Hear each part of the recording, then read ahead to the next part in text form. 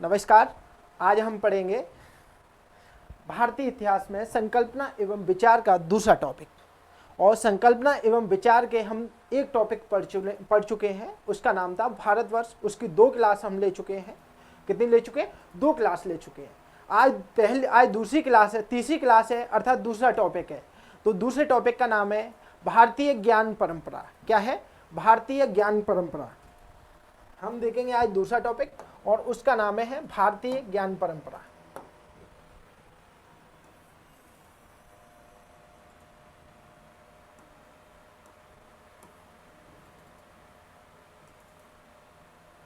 ठीक है, क्या है लिखेंगे अपन? भारतीय ज्ञान परंपरा दूसरा टॉपिक है।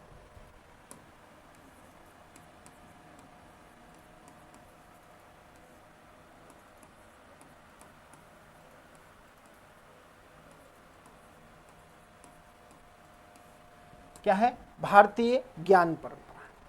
अब देखो, हम भारतीय ज्ञान परंपरा के लिए एक माइंड मैप तैयार करेंगे सबसे पहले कि हमें पढ़ना क्या है, उसके बारे में क्या क्या टॉपिकों को जानना है। जैसे भारतीय ज्ञान परंपरा के बारे में हम देखेंगे सबसे पहले अर्थ और उसका स्रोत।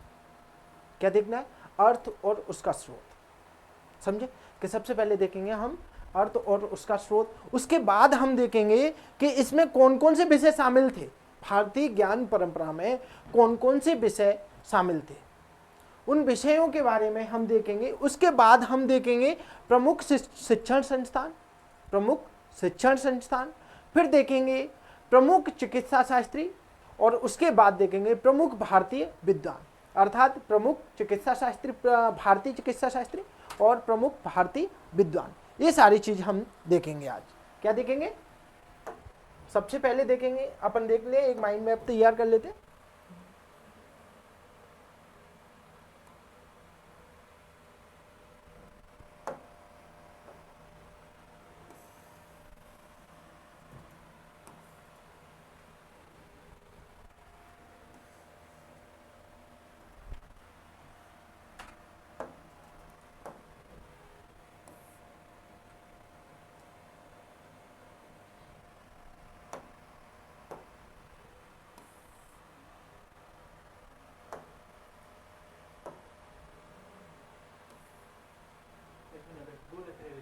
ठीक है, क्या देखेंगे? भारतीय ज्ञान परंपरा। और भारतीय ज्ञान परंपरा में हम देखें अर्थ और स्रोत, अर्थ और स्रोत। इसके बाद अपन देखेंगे, ठीक है, बनाइए आप, मैं भी बना रहा हूं आपको। भारतीय ज्ञान परंपरा में पहले अर्थ देखेंगे, अर्थ के बाद उसके बाद देखेंगे विषय के, अर्थ और स्रोत देखेंगे, उसके बाद विषय देखेंगे। एक बार चेहरा देखना तो पहले हम क्या बना देते। ठीक। फिर सबसे लास्ट में देखेंगे प्रमुख भारतीय विद्वान। क्या देखेंगे? सब प्रमुख भारतीय विद्वान। तो ठीक है, अपन आगे बढ़ते हैं। अब देखो, सबसे पहले क्या देखना है अपन ने? अर्थ एवं स्रोत। क्या देखना है? अर्थ एवं स्रोत। ठीक है, अर्थ एवं स्रोत अपन ने देखना है। इसके बाद देखेंगे कि भारतीय ज्ञान परंपरा में, अर्थात शिक्षा के बारे में बात कर रहे हैं अपन। किसके बारे में बात कर रहे हैं? शिक्षा के बारे में बात कर रहे हैं। तो शिक्षा के जो विषय थे प्राचीन भारत में, वो कौन कौन से? तो देखेंगे अपन शिक्षण का पाठ्यक्रम। क्या देखेंगे? शिक्षण का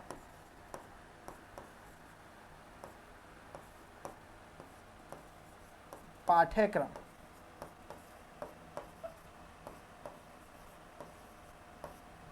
क्या देखेंगे? शिक्षण का पाठ्यक्रम। पहला टॉपिक कौन सा था?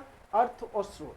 मतलब अर्थ क्या है इसका, भारतीय ज्ञान परंपरा का। उसके बाद इसका स्रोत क्या है। अपन स्रोत अगर भारतीय ज्ञान परंपरा के बारे में जानेंगे तो कहां से जानेंगे, क्या स्रोत है, वो देखेंगे। इसके बाद अपन देखेंगे शिक्षण का पाठ्यक्रम क्या था। क्या था? शिक्षण का पाठ्यक्रम क्या है प्राचीन भारत में, सूत्र काल में, उत्तर वैदिक काल में। उसके बाद जब अपन वैदिकेतर काल पढ़ते हैं उसमें क्या क्या क्या इसके विषय थे, अर्थात पाठ्यक्रम क्या था, उसके बारे में अपन जानेंगे। ठीक है, इसके बाद देखेंगे प्रमुख भारतीय संस्थान, प्रमुख शिक्षण संस्थान, माफ कीजिए, प्रमुख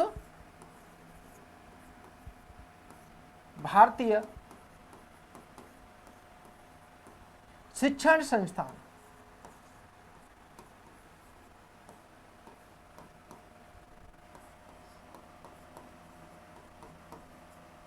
प्रमुख भारतीय शिक्षण संस्थान, क्या देखेंगे? प्रमुख भारतीय शिक्षण संस्थान। अगला टॉपिक जो बनेगा हमारा, प्रमुख भारतीय चिकित्सा शास्त्री। अगला टॉपिक क्या है? प्रमुख भारतीय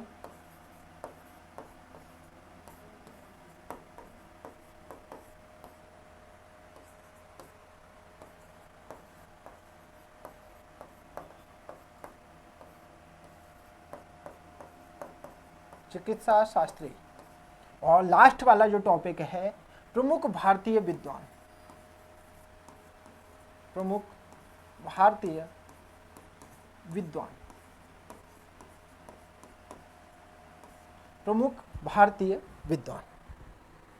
इतने सारे टॉपिक अपन को इसमें कंप्लीट करने हैं। भारतीय ज्ञान परंपरा में 5 टॉपिक हैं और 5 टॉपिकों को अपन बहुत अच्छे से पढ़ेंगे, और इससे अगर अपन ने कंप्लीट कर लिया तो इसमें से क्वेश्चन बाहर नहीं जाएगा। ठीक है, अपन देखते हैं सबसे पहले अर्थ और स्रोत। सबसे पहले देखेंगे अर्थ और स्रोत।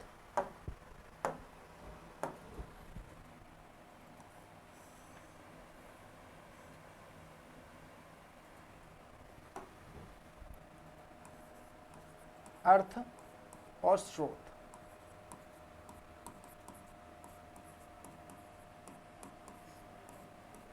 अर्थ क्या है भाई? भारतीय ज्ञान परंपरा का, अर्थात इसके बारे में थोड़ा सा हम समझते हैं। भारतीय ज्ञान परंपरा क्या है?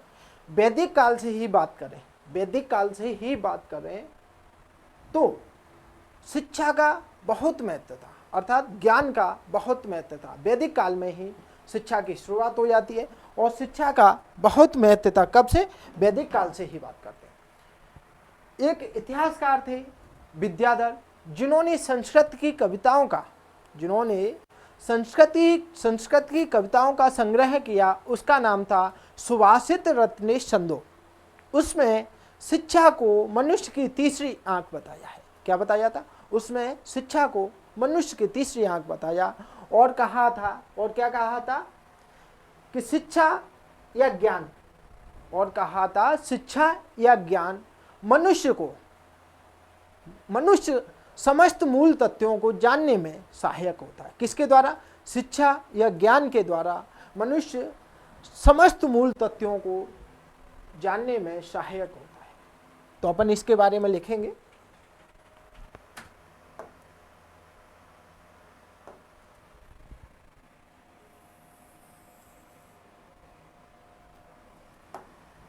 देखो,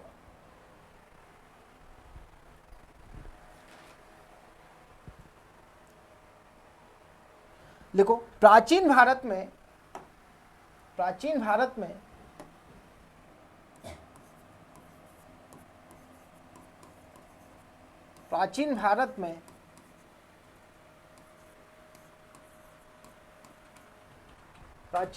में वैदिक काल से ही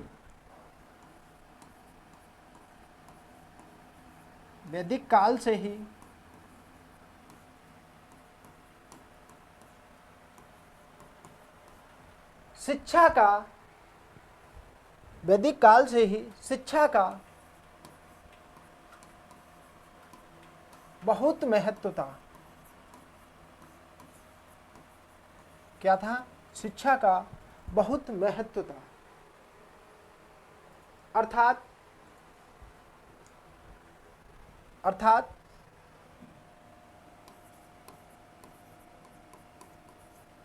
सुभाषित रत्नोश छंदे,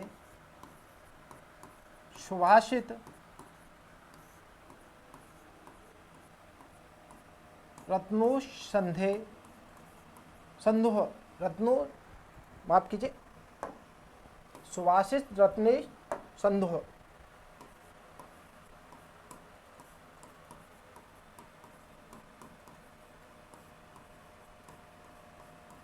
सुभाषित रत्ने संदोह में बताया गया है। किसमें बताया? सुभाषित रत्ने संदोह में बताया गया है कि शिक्षा या ज्ञान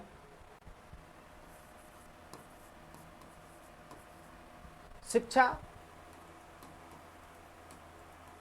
या ज्ञान मनुष्य की तीसरी आंख है। क्या बताया है? शिक्षा या ज्ञान मनुष्य की तीसरी आंख है।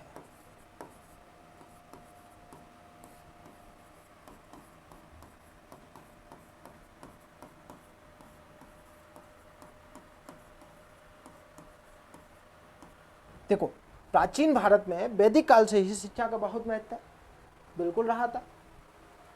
प्राचीन काल से शिक्षा का बहुत महत्व रहा है, अर्थात सुभाषित रत्नी शब्दों में कहा गया था कि शिक्षा या ज्ञान मनुष्य की तीसरी आंख थी। क्या बताया गया? शिक्षा या ज्ञान मनुष्य की तीसरी आंख थी। तीसरी आंख है, ऐसा बोल दो, या थी, जिसमें जो पृथ्वी के समस्त मूल तत्वों को जानने में, पृथ्वी के समस्त मूल तत्वों को जानने में सहायक होती है। देखो यहां लिखो अगला पॉइंट, शिक्षा या ज्ञान पृथ्वी के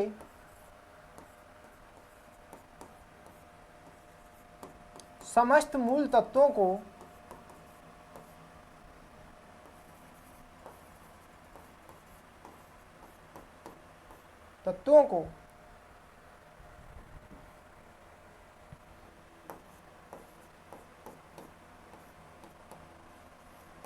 जानने में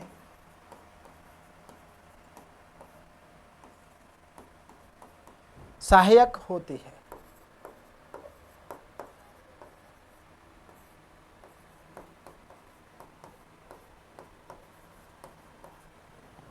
क्या बोला है कि प्राचीन भारत में वैदिक काल में भी देखा जाए तो शिक्षा का बड़ा महत्व था। प्राचीन भारत में वैदिक काल में देखा जाए तो शिक्षा का बड़ा महत्व था। और सुभाषित रत्ने संधो, ये एक विद्याधर नामक व्यक्ति थे, जिन्होंने, क्या नाम था उनका? विद्याधर, जिन्होंने संस्कृत कविताओं का एक संग्रह किया था। क्या किया था? संस्कृत कविताओं का संग्रह किया था, और उस ग्रंथ का नाम लिखा था सुभाषित रत्ने संधो। उसमें लिखा गया है कि शिक्षा मनुष्य की तीसरी आंख है, जो पृथ्वी के समस्त मूल तत्वों को जानने में सहायक होती है। क्या करती है? पृथ्वी के समस्त मूल तत्वों को जानने में सहायक होती है। अगला पॉइंट लिखो,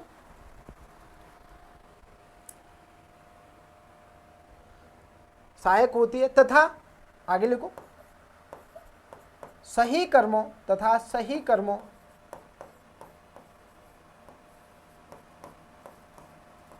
का ज्ञान कराती है, का ज्ञान कराती है।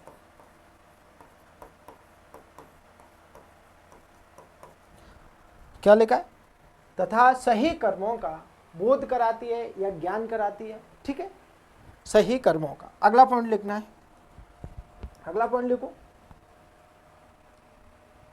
उपनिषदों में, अगला पॉइंट लिखो, उपनिषदों में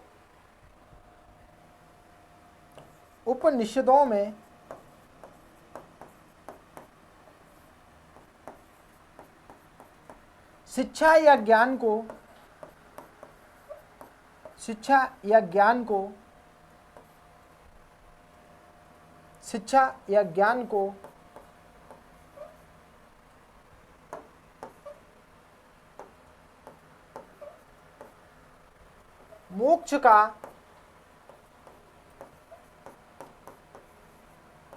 मोक्ष प्राप्ति का साधन बताया गया है।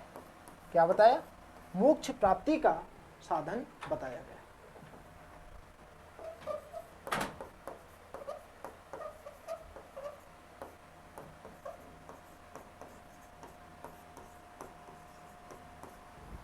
शिक्षा या ज्ञान को मोक्ष प्राप्ति का साधन बताया गया, अर्थात व्यक्ति का अंतिम लक्ष्य क्या होता है? मोक्ष प्राप्त करना। अर्थात व्यक्ति का अंतिम उद्देश्य क्या है? मोक्ष प्राप्त करना होता है। ठीक है, तो शिक्षा या ज्ञान को मोक्ष प्राप्ति का साधन बताया गया है। कहाँ बताया गया है? उपनिषदों में। अर्थात जब अपन उपनिषद पढ़ते हैं, वैदिक साहित्य का अंतिम भाग पढ़ते हैं उपनिषद, तो उसमें क्या बताया है? उसमें मोक्ष प्राप्ति के लिए कुछ साधन बताए हैं, और उसमें सबसे प्रमुख साधन क्या है? शिक्षा या ज्ञान। ठीक है, शिक्षा या ज्ञान है। तो ये तो इसकी हो गई एक अर्थ, या इसके शुरुआत में देगा अपन इंट्रो देख लो कि ज्ञान क्या है, भारतीय ज्ञान परंपरा। तो वो ज्ञान परंपरा के बारे में ये बता दिया। अब अगला जो टॉपिक आएगा हमारा कि इसको जानने के स्रोत क्या है, जानने के स्रोत क्या है, तो वो अपन देखते हैं जानने के स्रोतों में देखते हैं। जानने के स्रोत, तो यहाँ अपन सबसे पहले लिखेंगे जानने के स्रोत।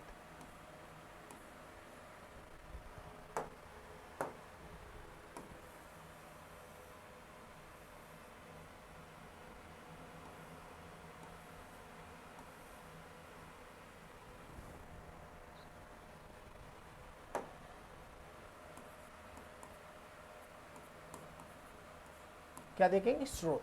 अब देखो, स्रोत देखना है तो स्रोत को हम थोड़ा सा अच्छे से बनाएंगे। पहले एक होता है स्रोत में अपन देखें, एक तो होता है धार्मिक या साहित्यिक स्रोत, एक होता है साहित्यिक स्रोत, एक होता है विदेशियों का विवरण, और एक होता है पुरातात्विक स्रोत। तो 3 स्रोत अपन महत्व पढ़ेंगे, और फिर साहित्यिक स्रोत को अपन वर्गीकृत करेंगे।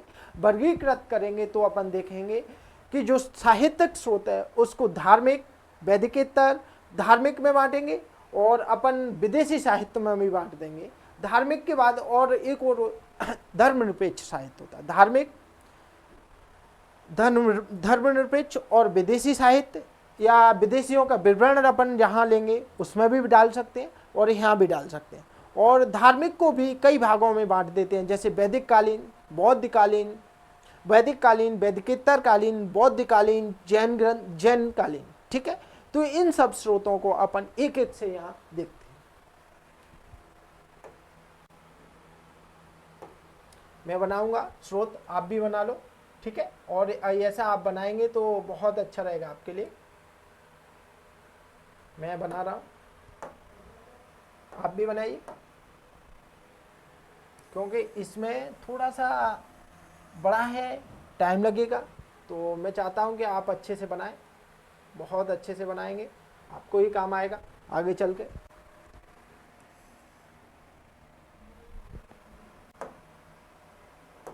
यहाँ अपन लिखेंगे साहित्यिक स्रोत। यहाँ क्या लिखेंगे? साहित्यिक स्रोत।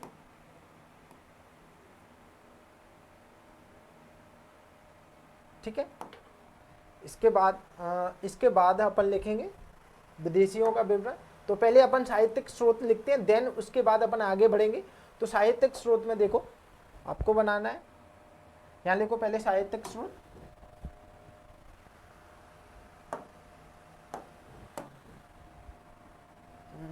हाँ, साहित्यिक स्रोत।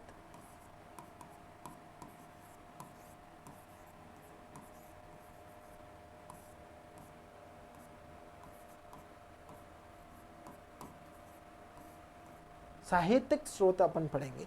अब देखो साहित्यिक स्रोत में अपन देखेंगे, क्या देखेंगे? साहित्यिक स्रोत देखेंगे। साहित्यिक स्रोत को कई भागों में बांटेंगे। एक तो धार्मिक पढ़ेंगे, दूसरा अपन धर्मनिरपेक्ष पढ़ेंगे, या और एक कौन सा पढ़ेंगे? धार्मिक पढ़ेंगे, दूसरा अपन पढ़ेंगे धर्मनिरपेक्ष। तो अपन सबसे पहले देखेंगे धार्मिक स्रोत।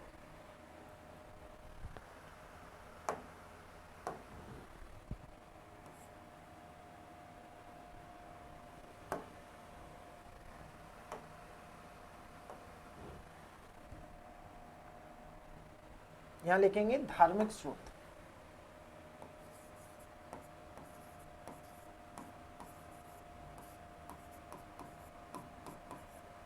कौन सा लिखेंगे? धार्मिक स्रोत।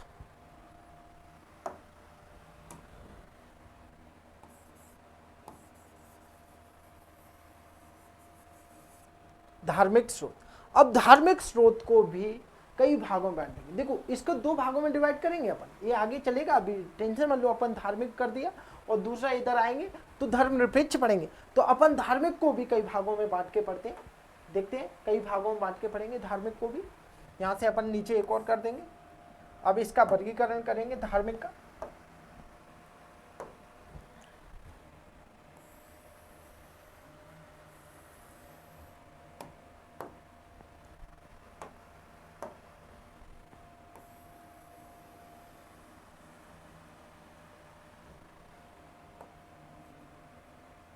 बोले सर इतनी जगह चली गई, तो अपन इसको यहाँ यूज कर लेंगे ना, साहित्यिक स्रोत, धार्मिक और धर्मनिरपेक्ष स्रोत के लिए यूज करेंगे इसको, ठीक है। तो अपन यहाँ सबसे पहले बांटेंगे इसको, हाँ, वैदिक साहित्य, ठीक है, वैदिक साहित्य। दूसरा बांटेंगे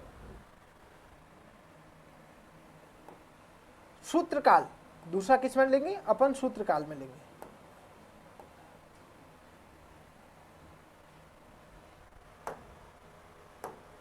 दूसरा, या वैदिकेतर साहित्य भी डाल सकते हैं,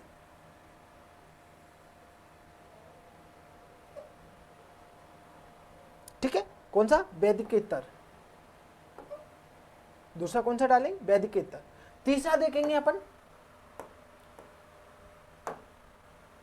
बौद्धकालीन साहित्य। कौन सा, बौद्धकालीन साहित्य।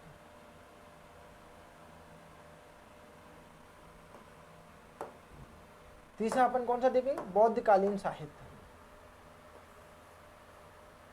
और चौथा देखेंगे जैन कालीन साहित्य। कौन सा देखेंगे, जैन कालीन साहित्य, ठीक है। चौथा, ये चार हमने बनाए। तो अपन पहला लेते हैं यहां सबसे पहले वैदिक कालीन,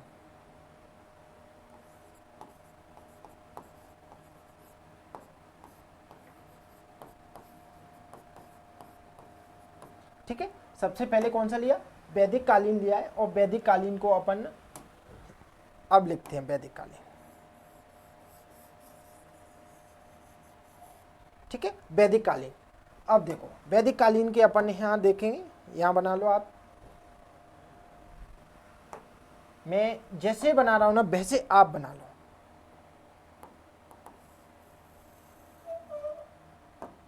वैदिक कालीन में पहले लिखो वेद,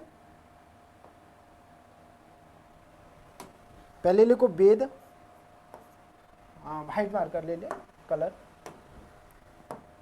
वेद, ठीक है। उसके बाद आपको लेना है ब्राह्मण ग्रंथ,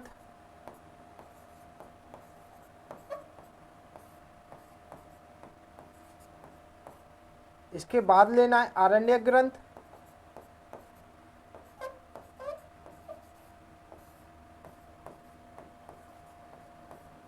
वेद, ब्राह्मण ग्रंथ, आरण्यक ग्रंथ, और अंत में लेना है उपनिषद।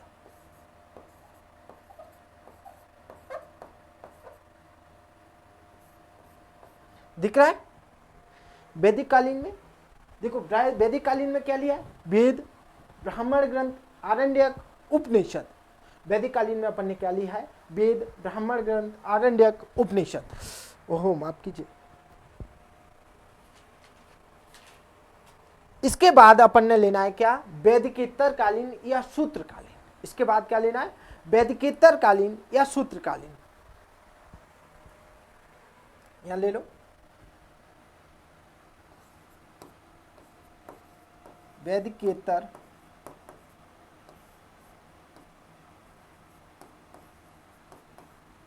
कालीन या सूत्रकाल, या डाल सकते हैं आप सूत्रकाल, या यहीं लिख दो, ठीक है। वैदिकेतर काल या माफ कीजिए,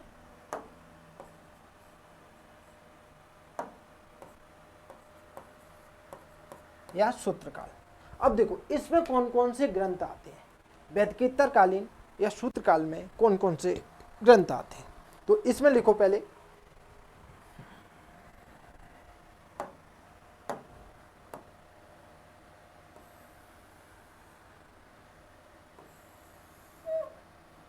वेदांग। वेदांगों की संख्या कितनी है, 6। वेदांग कितनी है, 6।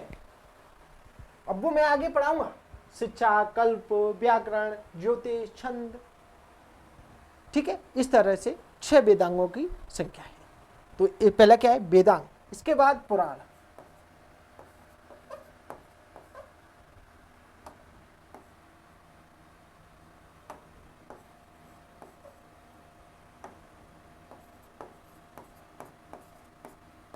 पुराण, इनकी संख्या कितनी है, 18। पुराणों की संख्या कितनी, 18। 18 या 18, क्या बोलेंगे? 18 या 18, समझे? देखो वैदिक कालीन या सूत्रकालीन देख रहे हैं अपन, तो वेदांग, पुराण, महाकाव्य,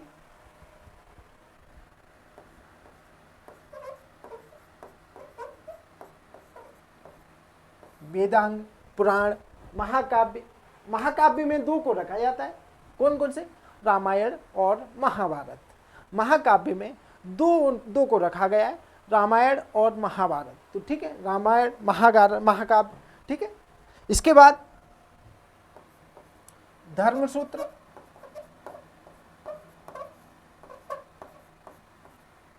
स्मृतियां,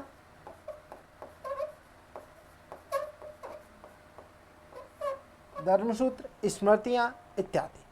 और भी रख दो इसमें, धर्मसूत्र, स्मृतियां, टीकाएं, निबंध, नीति शास्त्र, ये सब चीज रख सकते हैं अपन। समझ में आया? लेकिन जरूरत नहीं है इतनी। अपने पास ये पता है कि वैदिकोत्तर कालीन और वैदिक कालीन, वैदिक कालीन में सिर्फ अपन देखेंगे वेद, ब्राह्मण ग्रंथ, आरण्य ग्रंथ, उपनिषद, इनको ही देखेंगे। किसमें? वैदिक कालीन में। इसके बाद अपन देखते हैं वैदिकोत्तर कालीन या सूत्रकालीन। सूत्रकालीन में मैंने बताया वेदांग, पुराण, महाकाव्य, धर्मशास्त्र, स्मृतियां, ये सब कहाँ आ जाएंगे? सूत्रकाल में आ जाते हैं। ये कहाँ आ जाती है? सूत्रकाल में आ जाती है। अगला देखेंगे, अब अगला है अपने पास बौद्ध धर्मकालीन।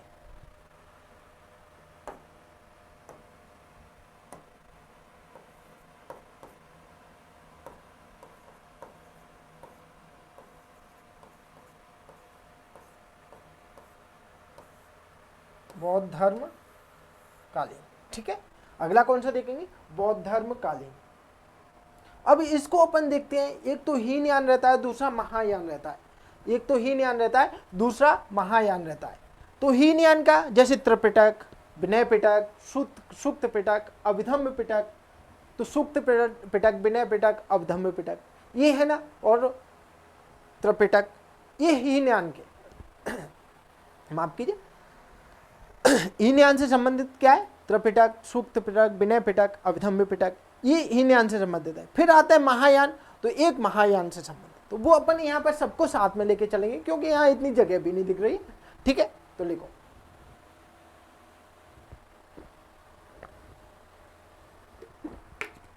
माफ कीजिए, प्यास तो लगती है बोलते समय, ठीक है। तो लिखो बौद्ध धर्म से संबंध है।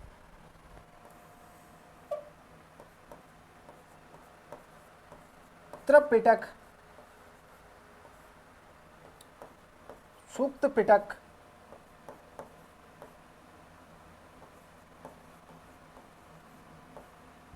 विनय पिटक,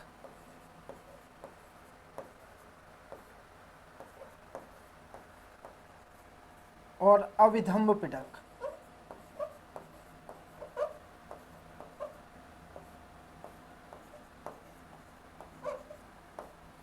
ठीक है, त्रिपिटक, सूक्त पिटक, विनय पिटक और अभिधम्म पिटक, ये किससे हो गई? हीनयान से संबंधित है। लेकिन महायान से भी अपन देखेंगे कुछ, जैसे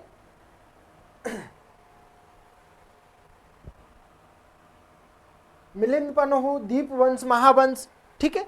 मिलिंद पनोह, दीपवंश, महावंश, ये सारी चीज अपन देखेंगे। अब देखते हैं जैन धर्म से संबंधित। कौन सी? जैन धर्म से संबंधित। यहां लिखो जैन धर्म।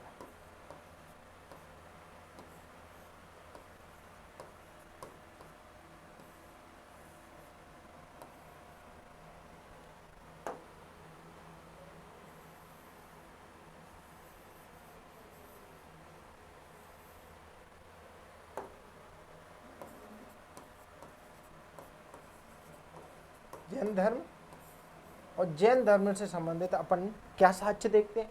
जैसे 12 अंग, 12 उपांग, 6 छेद सूत्र, ठीक है, 10 प्रकीर्ण,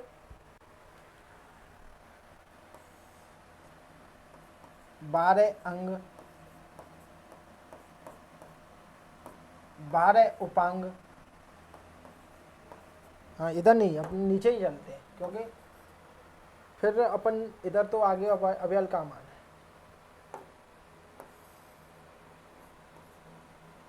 12 उपांग, 6 छेद सूत्र,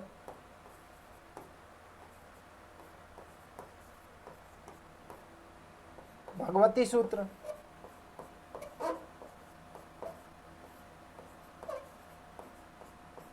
इत्यादि। ठीक है, धार्मिक स्रोत देख लिए हमने। धार्मिक स्रोत में इधर से आ जाओ। धार्मिक स्रोत में हमने वैदिक कालीन देखे थे सर्वप्रथम। कौन से देखे? वैदिक कालीन में। वैदिक काल में क्या क्या क्या देखे हमने? देखे सबसे पहले वेद, ब्राह्मण ग्रंथ, आरण्यक, उपनिषद।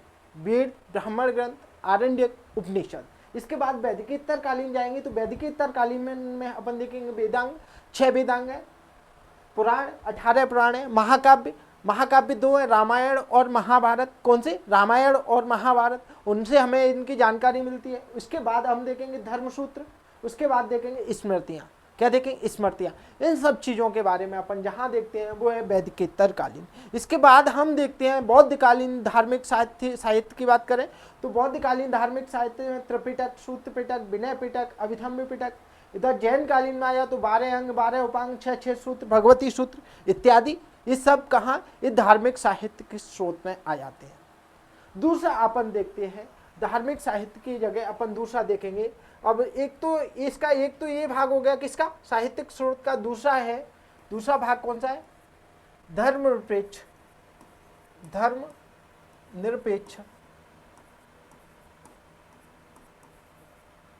साहित्य।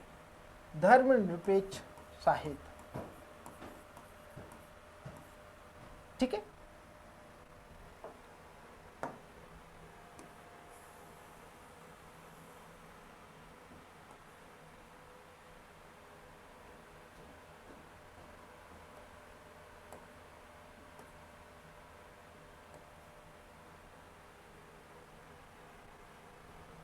धर्मनिरपेक्ष साहित्य। लेकिन इसको अपन मिटा दें क्योंकि थोड़ा सा कलर में लेना है। आप कीजिए। हाँ,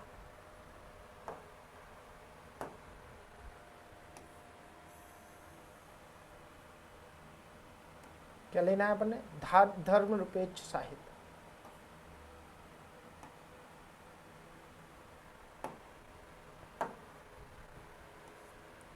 धर्मनिरपेक्ष साहित्य में अपन देखेंगे धर्मनिरपेक्ष साहित्य। क्या देखेंगे? धर्मनिरपेक्ष साहित्य। ठीक है,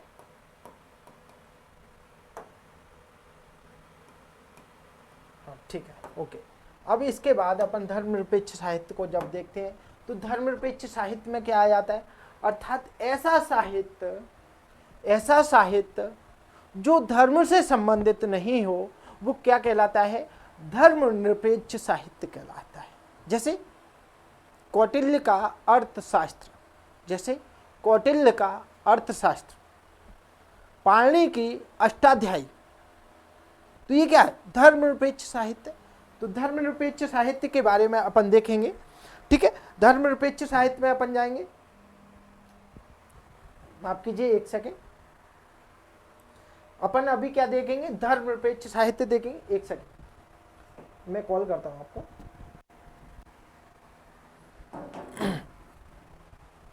धर्मनिरपेक्ष साहित्य देखते हैं अपन तो अर्थशास्त्र, जैसे कौटिल्य का अर्थशास्त्र,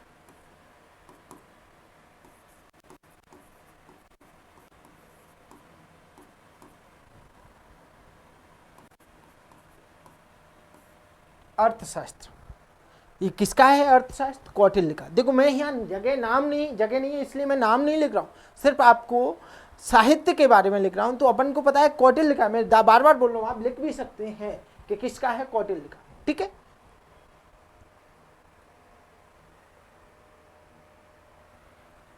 फिर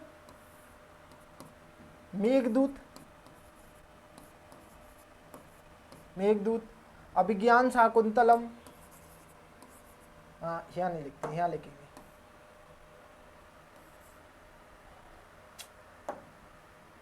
क्या है कि थोड़ी सी इश्यू आ जाती तो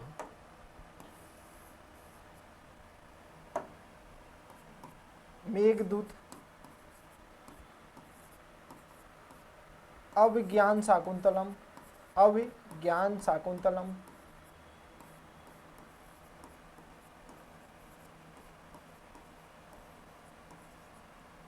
अभिज्ञान शाकुंतलम।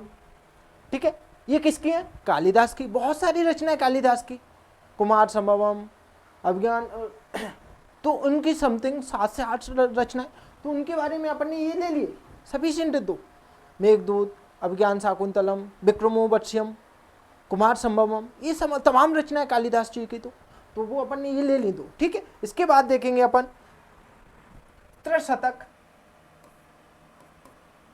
त्रिशतक,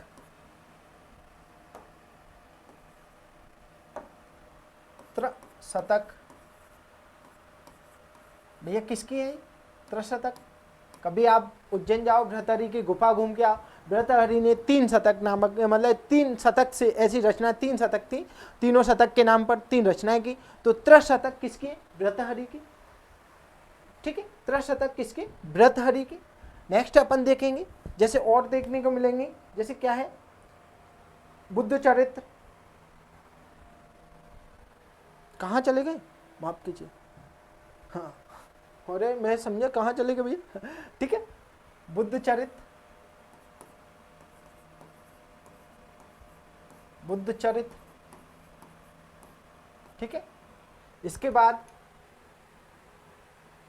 यहां लिख दूं, यहां चल जाएगा, अष्टाध्यायी,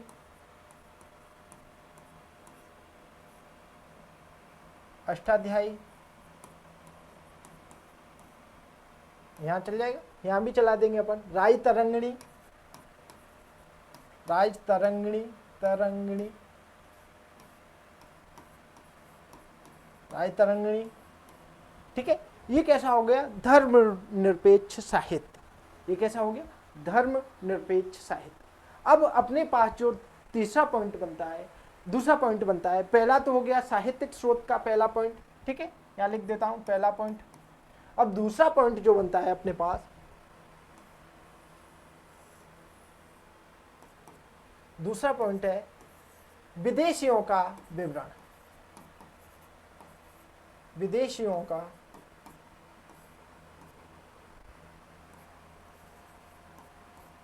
विवरण। तीसरा पॉइंट क्या बन गया? विदेशियों का विवरण। इसको अपन बॉक्स में डाल देते।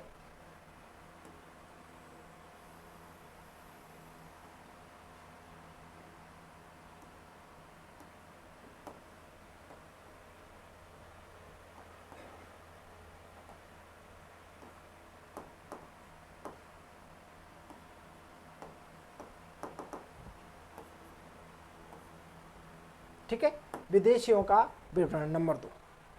अब विदेशियों के विवरण में अपन क्या देखेंगे, इसको दूसरे कलर से ले लेते हैं, आगे वाइट कलर लेते हैं, वाइट नहीं, येलो कलर ले लेते हैं। ठीक है, विदेशियों का यात्रा विवरण। अच्छा, ये मिट गया, अरे देखो क्या क्या मिट जाता है, हम लोग नए नए अभी, लेकिन आपको देंगे ज्ञान बहुत अच्छा। नए लोगों से, नए लोगों का मुकाबला नहीं कर सकते पुराने लोग, आपको बहुत अच्छे से बताया जाएगा, आप देखते रहिए, बहुत प्यारा बताया जाएगा। देखो, अब विदेशियों के यात्रा विवरण यहाँ डाल सकते हैं, यात्रा विवरण या विवरण डायरेक्ट डाल दो, कोई इशू नहीं। तो अपन सबसे पहले देखते हैं यूनानियों का विवरण, उसके बाद ग्रीक देखते हैं, उसके बाद अपन कौन देखें, चीनी यात्री देखते हैं, चीनियों का विवरण देखते हैं, उसके बाद अपन देखेंगे तिब्बती, और अरबियों का तो काम ही नहीं है अब, क्योंकि अपन पढ़ रहे हैं प्राचीन भारतीय स्रोत। क्या पढ़ रहे हैं? प्राचीन भारतीय स्रोत पढ़ रहे हैं। तो अपन देखते हैं विदेशियों का विवरण में देखेंगे।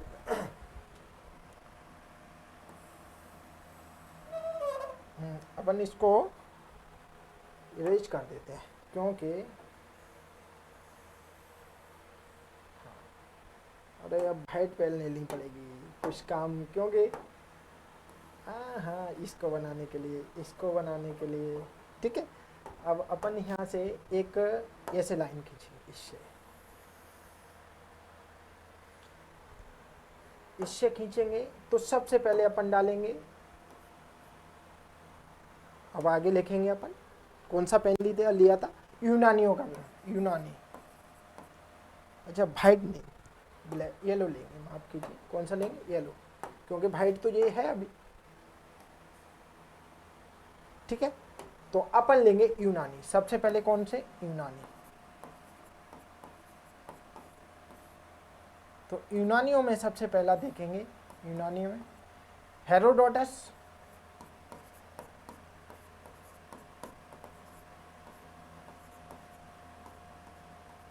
कौन सा देखेंगे? हेरोडोटस। और हेरोडोटस के बारे में जानते हो आप लोग?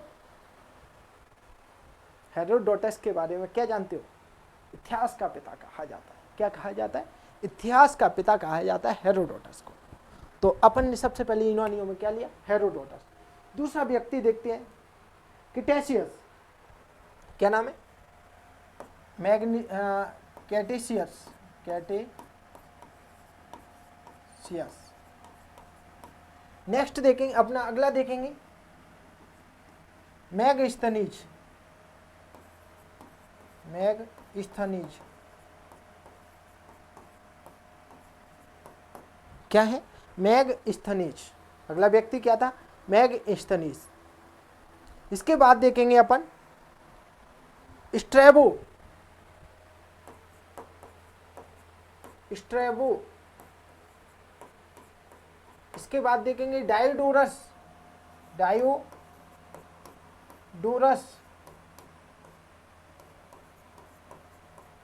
इसके बाद क्या देखा? डायोडोरस। और एक और देखा था अपन ने, इरेथ्रियंसी, इरेथ्रियंसी। तो उस व्यक्ति का नाम भी देखेंगे अपन, डायोडोरस। जस्टिन भी एक नाम डाल लेंगे, जस्टिन। ठीक है। और एक है इरेथ्रियंसी के नाम से, वो इसलिए लेते हैं क्योंकि उस पुस्तक के रचयिता के बारे में व्यक्ति का नाम ही नहीं पता, इसलिए अपन उसको क्या पढ़ते हैं? इरेथ्रियंसी।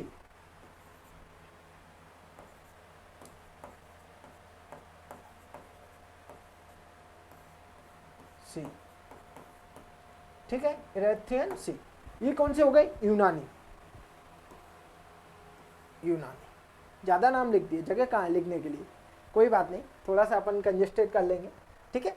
पेन यूज अलग अलग यूज कर लेंगे तो दिख जाएगा आपको। फिर लिखो लैटिन।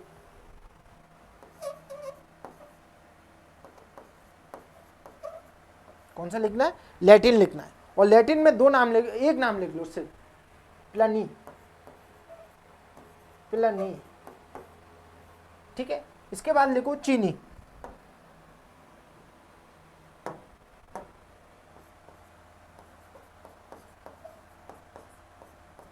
चीनी। और चीनी में एक तो फायान लिख दो।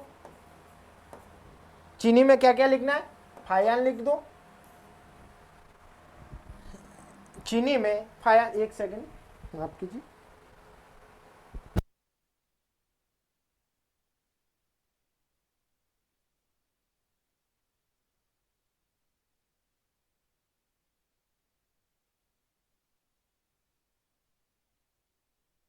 चीनी में अपन को क्या लिखना है? एक तो फायान लिखना है और दूसरा हेनसोंग लिखना है। क्या? हेनसोंग।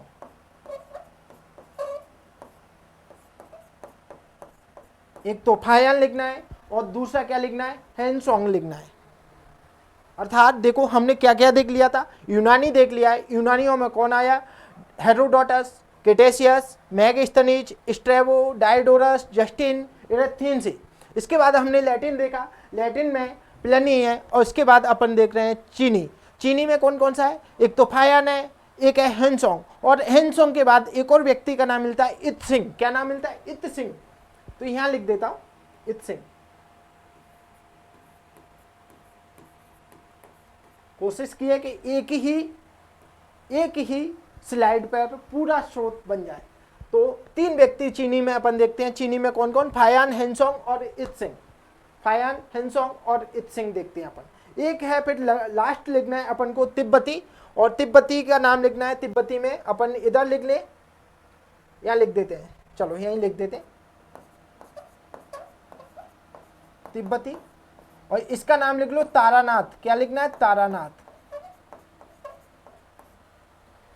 देखो मैंने विदेशियों की यात्रा, मैंने अपन देखेंगे सबसे पहले स्रोत में हमने साहित्यिक स्रोत देखे। और साहित्यिक स्रोत में क्या देखा था? सबसे पहले धार्मिक स्रोत देखे हैं। सबसे पहले क्या देखा था, धार्मिक स्रोत देखे, और धार्मिक स्रोत में अपन सबसे पहले वैदिक कालीन स्रोत पे आए थे, और वैदिक कालीन स्रोत में हम देखेंगे वेद, ब्राह्मण ग्रंथ, आरण्यक ग्रंथ और उपनिषद। क्या देखेंगे, वेद, ब्राह्मण ग्रंथ, आरण्यक ग्रंथ और उपनिषद। उसके बाद वैदिकेतर कालीन स्रोत देखते हैं, या देखते हैं सूत्रकालीन स्रोत।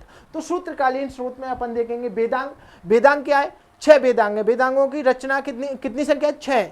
और वेदांगों की रचना क्यों हुई है, वेदों को भली भांति समझने के लिए वेदांगों की रचना की गई है।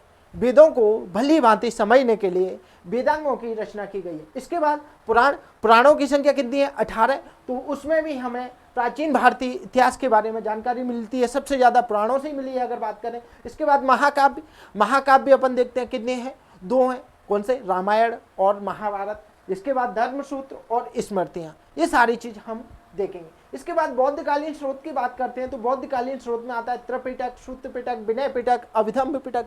जैनकालीन स्रोत में आते हैं तो 12 अंग, 12 उपांग, 6 छेद सूत्र, 12 अंग, 12 उपांग, 6 छेद सूत्र, भगवती सूत्र इत्यादि जैनकालीन ग्रंथ हैं।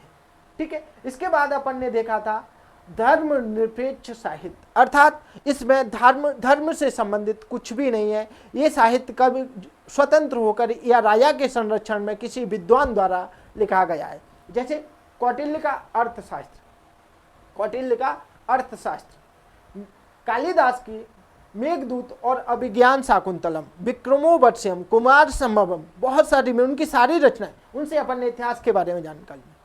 इसके बाद देखते हैं भर्तृहरि का त्रिशतक। भर्तृहरि का त्रिशतक, देखो ये इसलिए बता रहा हूं, त्रिशतक आपको नहीं याद रहेगा, यहां लिख देता हूं भर्तृहरि का त्रिशतक। इसके बाद बुद्ध चरित, और इसके बाद रायतरंगिणी और अष्टाध्यायी। ये कैसे हैं, धर्मनिरपेक्ष साहित्य हैं। कैसे हैं, धर्मनिरपेक्ष साहित्य है। इसके बाद देखेंगे हम विदेशियों का यात्रा विवरण या विदेशियों का विवरण। तो विदेशियों के विवरण में हम बात करते हैं तो सबसे पहले यूनानी व्यक्तियों के बारे में देखते हैं कि किस किस यूनानी व्यक्ति ने भारत के बारे में लिखा है। और सबसे पहले आपको पता है इंडिया नाम भी यूनान ने ही दिया था। यूनानी व्यक्ति के बात करें तो क्या बोला जाए, हेरोडोटस ने इंडिया नाम दिया था। समझे, हेरोडोटस ने इंडिया नाम दिया था। देखो मैंने इसमें इतनी सारी चीज बता दी कि आपका बहुत चीज आपको समझ में, अगर आप इसको एक बार पढ़ लेंगे तो आपको कहीं से पढ़ने की जरूरत नहीं पड़ेगी। ठीक है। तो यूनानियों में अपन देखेंगे Herodotus, केटेशियस, Megasthenes, Strabo, Diodorus, Justin, इरेथ्रियंसी। फिर लैटिन में देखते हैं तो प्लिनी। लैटिन में कौन है, प्लिनी। लैटिन में कौन है, प्लिनी। इसके बाद चीनी यात्रियों में देखते हैं तो फायान, हेनसोंग, इत्सिंग। इसके बाद तिब्बती में देखते हैं तो तारानाथ। तिब्बती में देखते हैं तो तारानाथ। इतनी सारी चीज हमने देख ली। अब एक और चीज हमारे पास बची है, और वो क्या है, पुरातात्विक स्रोत। क्या बचा है, पुरातात्विक स्रोत। तो अब उसको भी हम पढ़ने जा रहे हैं। ठीक है, यहाँ लिखो, इसको अपन मिटा देते हैं, इतना जरूरत नहीं है अपन, क्योंकि यहाँ लिखेंगे अपन, यहाँ पुरातात्विक स्रोत बढ़ा लेंगे, कोई दिक्कत नहीं। आप समझदार हो, सारी चीज समझ जाएंगे। पुरातात्विक स्रोत,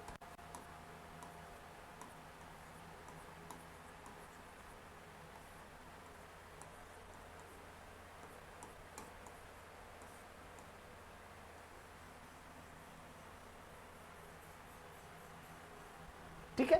पुरातात्विक स्रोत देखेंगे। इसके बाद हम क्या देख रहे हैं, पुरातात्विक स्रोत में। पुरातात्विक स्रोत में सबसे पहले देखेंगे पाषाण उपकरण। कलर चेंज किया जाए, कौन सा लिया जाए, वाइट। ठीक है, वाइट ही लेते हैं। सबसे पहला क्या है, पाषाण उपकरण। पाषाण उपकरण, सबसे पहले क्या देखेंगे, पाषाण उपकरण। ठीक है, क्या है, पाषाण उपकरण। इसके बाद अवलेख। इसके बाद क्या देखेंगे, अभिलेख।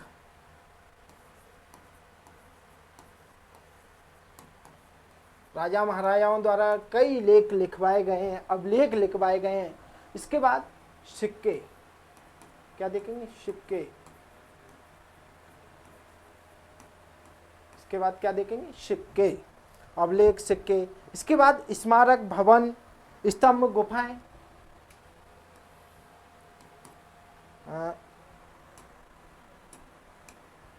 स्मारक, भवन, स्तंभ, गुफाएं,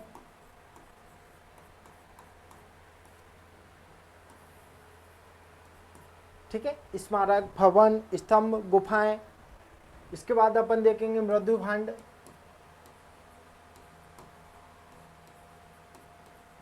क्या देखेंगे, मृदु भांड। और नेक्स्ट दो देखेंगे मोहर।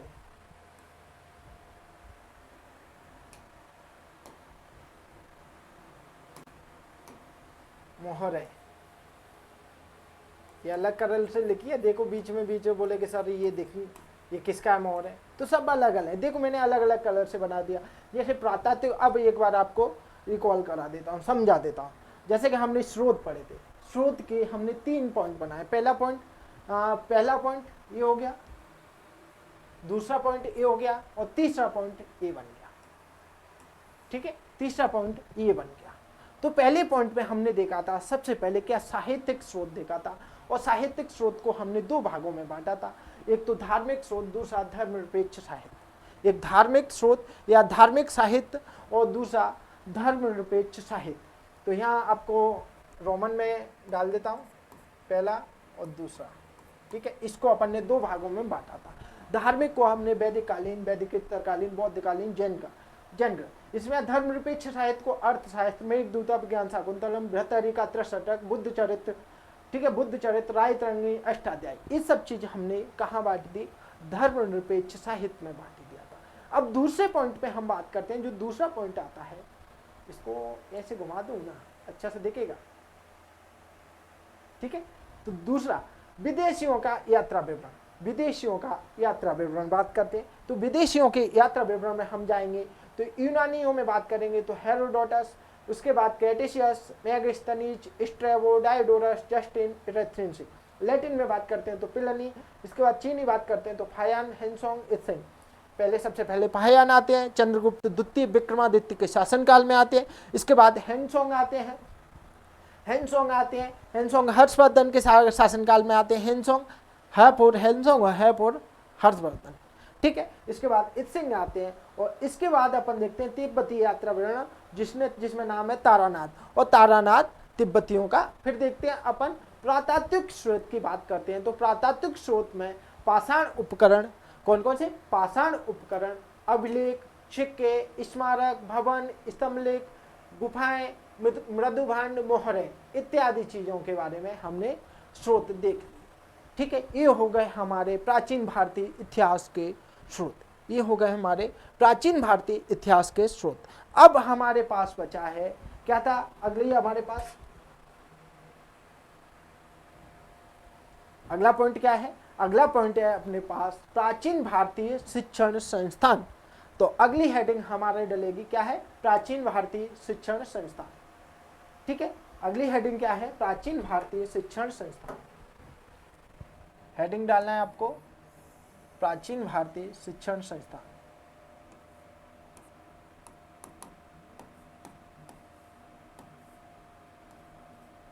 ठीक है, प्राचीन भारतीय शिक्षण संस्थान।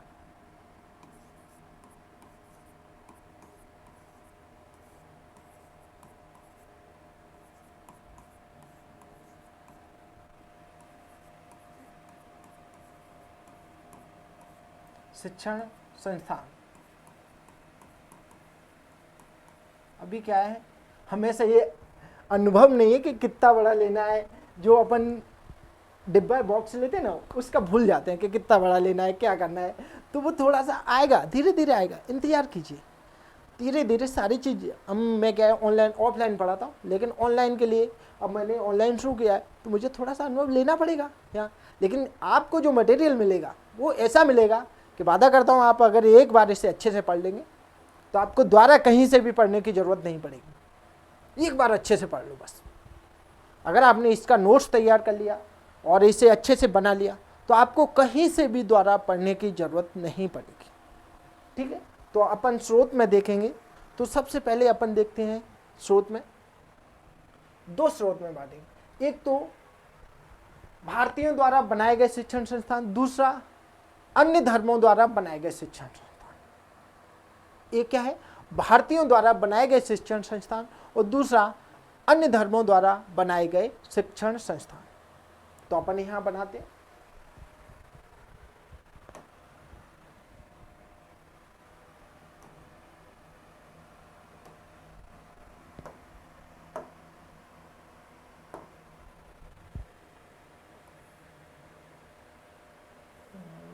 एक सेकेंड, इसको अपन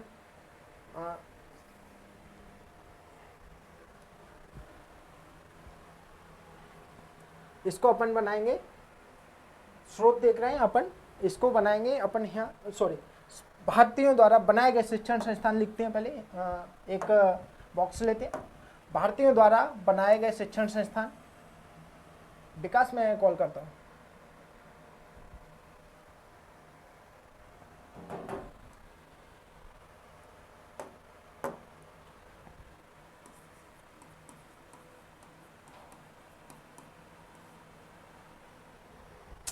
माफ कीजिए, भारतीयों द्वारा नहीं,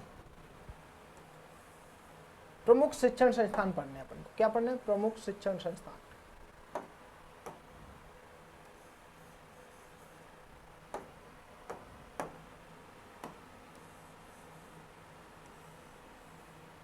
प्रमुख शिक्षण संस्थान,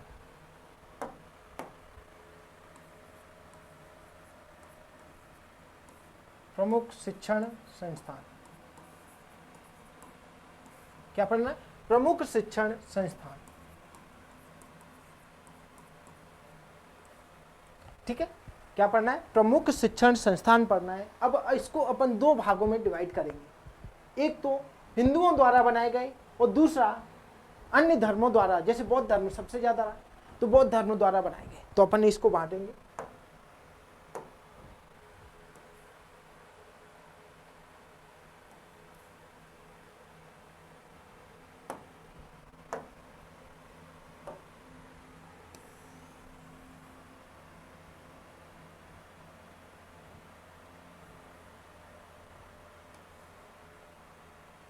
ये देखिए, यहां देखेंगे, एक तो हिंदुओं द्वारा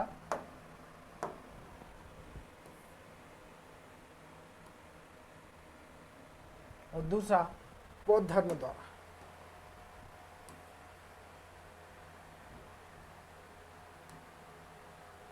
ठीक है, तो अपन लिखेंगे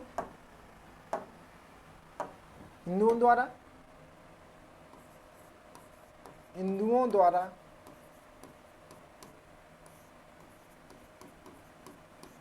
स्थापित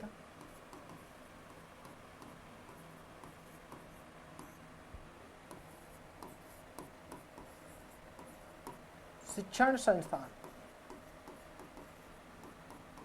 हिंदुओं द्वारा स्थापित शिक्षण संस्थान।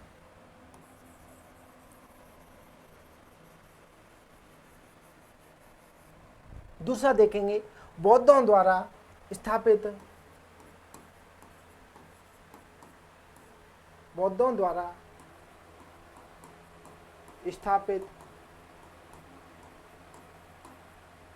शिक्षण संस्थान।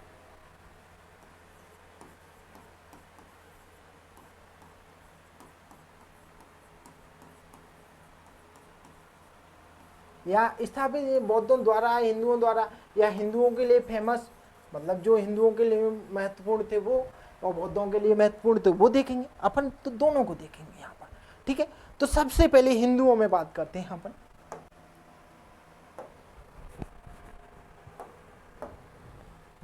यहाँ लिखो,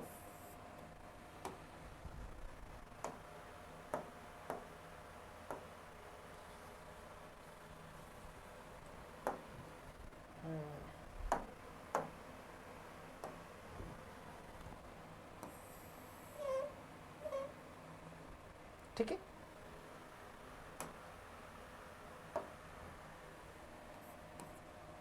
मंदिर, सबसे पहले मंदिर। और मंदिर के बारे में सब लोग जानते हैं, ऐसा कोई भी नहीं है जो मंदिर के बारे में नहीं। मठ, मंदिर, मठ। अग्रहार ग्राम, अग्रहार ग्राम।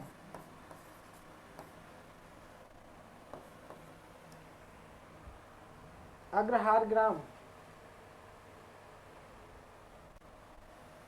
सब, गोष्ठी,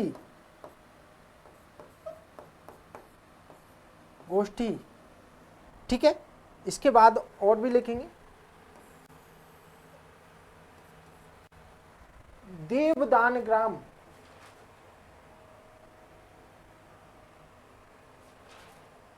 देवदान ग्राम।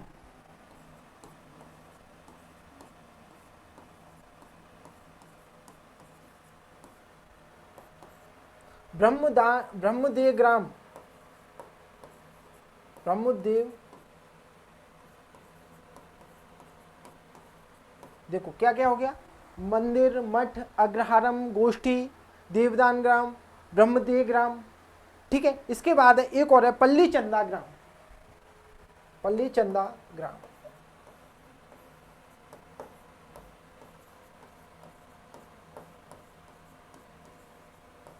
पल्ली चंदा ग्राम। ये क्या हो गए, हिंदुओं से संबंधित हो गए। ये सब चीज क्या है, मंदिर, मठ, अग्रहार ग्राम, गोष्ठी। अपन गोष्ठी को ऊपर करते हैं, अग्रहार ग्राम को नीचे कर देते हैं, क्योंकि वो फिर ग्राम ग्राम एक साथ हो जाएंगे। ठीक है,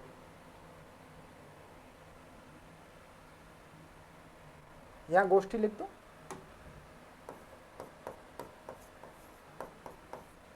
और यहां लिख दो अग्रहार ग्राम।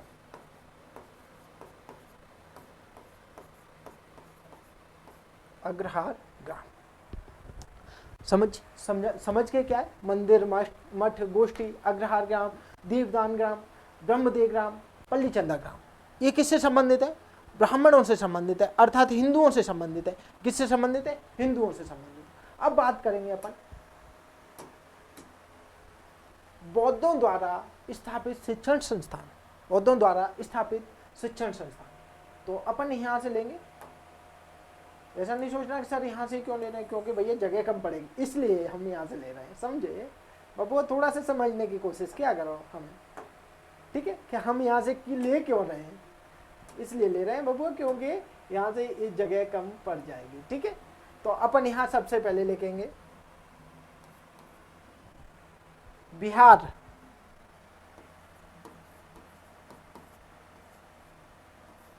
चैत्य,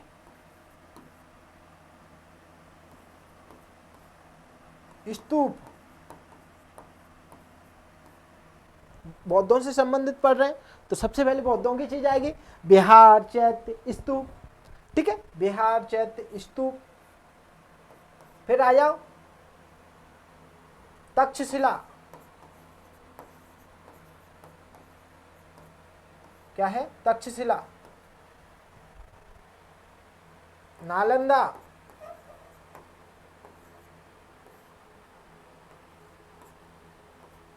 विक्रमशिला,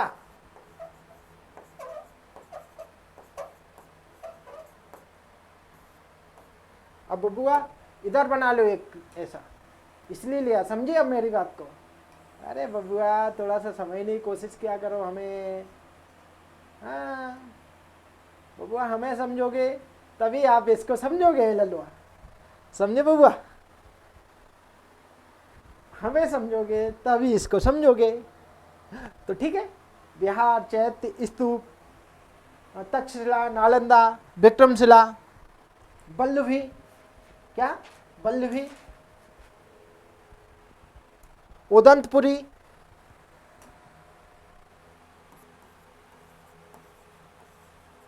बल्लभी, उदंतपुरी,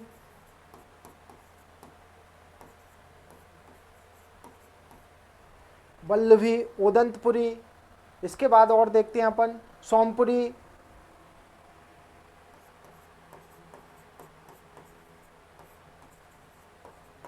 क्या देखेंगे, सोमपुरी। कौन कौन से हो गए, बिहार, चैत्य, स्तूप, तक्षशिला, नालंदा, विक्रमशिला, बल्लभी, उदंतपुरी, सोमपुरी। उसके बाद जगदलपुर, काशी, कश्मीर, धार, जगदलपुर, काशी,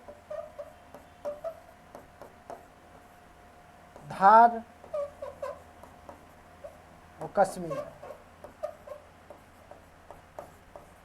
अब देखो बाकी इत्यादि कर लो, आगे इत्यादि कर लेना। बिहार, चैत्य, स्तूप, तक्षशिला, नालंदा, विक्रमशिला, वल्लभी, उदंतपुरी, सोमपुरी, जगदलपुर, काशी, धार, कश्मीर, कांची इत्यादि जो भी होंगे मैं दिखा दूंगा बाद में, ठीक है। जो भी है उन सबको लिखा दूंगा। अभी फिलहाल अपने पास इतनी जगह थी, इसमें हमने इतना लिख दिया, ठीक है। अब आगे चलते हैं। अब अपन सबसे पहले देखेंगे, क्या देखेंगे, हिंदुओं द्वारा स्थापित शिक्षण संस्थान। उसमें पहले ही हेडिंग डालेंगे मठ। सिंपल सी बात है, मठ डालेंगे अपन। मंदिर क्यों नहीं डाले सर? बोले सर मंदिर क्या डालूं भैया, मंदिर तो आप सब लोग जानते हो, घर घर में जानते हो। मंदिर में भैया क्या थी, गुप्त काल में अवधारणाएं मंदिर बनने की गुप्त काल से शुरू होते हैं। और ये क्या होता है, इसमें भी पुरोहित लोग रहते थे। कौन रहते थे? पुरोहित रहते थे, जो कि अपने शिष्यों को शिक्षा प्रदान करते थे। एक मूवी है साउथ की, उस मूवी में देखो ना अल्लू अर्जुन अपने शिष्यों को, जो बच्चे थे उनको मंत्र पढ़ के सुनाता है। तो क्या होता है, मंदिर में भी इसी तरह अब जो पुरोहित पंडित थे वो शिष्यों को, बच्चों को क्या सिखाते थे? वैदिक साहित्य सिखाते थे। मतलब वैदिक कालीन साहित्य, सूत्रकालीन साहित्य, ये सारी चीज, वेद पुराण, महाभारत, मतलब सबके बारे में वो लोग बताते थे, ठीक है। तो अपन सबसे देखेंगे मठ। सबसे पहले क्या देखेंगे? मठ। मठ में अपन जाएंगे, हेडिंग बनाएंगे मठ। क्या बनाना है? मठ। ये रहा भैया मठ, समझे? मठ ही ये रहा।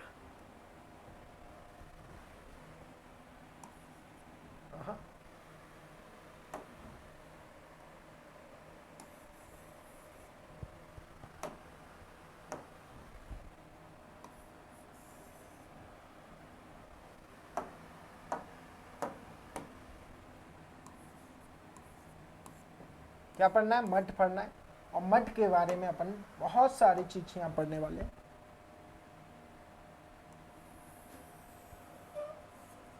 ये रहा। तो मठ के बारे में अपन जानते हैं कि मठ की सबसे पहले अवधारणा या सर्वप्रथम अवधारणा कब आई थी मठ की? माफ कीजिए, मुझे थोड़ा पानी पीने दीजिए।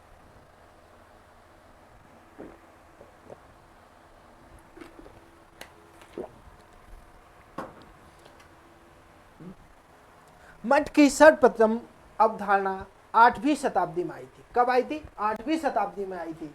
किसने की थी? शंकराचार्य जी ने। अर्थात शंकराचार्य जी ने, अर्थात देखा जाए तो मठ शब्द का प्रयोग ही सबसे पहले 8वीं शताब्दी में हुआ है। क्यों हुआ था?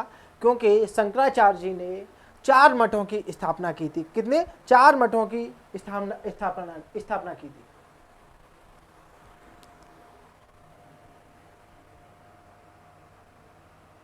अब देखो तो लिखो, ये इसमें सबसे पहले क्या लिखेंगे? मठ शब्द का प्रयोग, मठ शब्द का सर्वप्रथम प्रयोग लिखो। अरे ये क्या हो गया?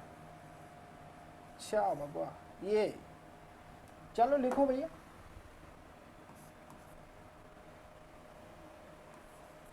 मठ शब्द का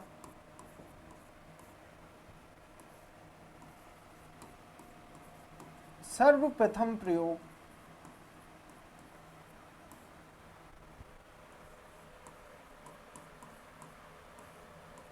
आठवीं शताब्दी में हुआ।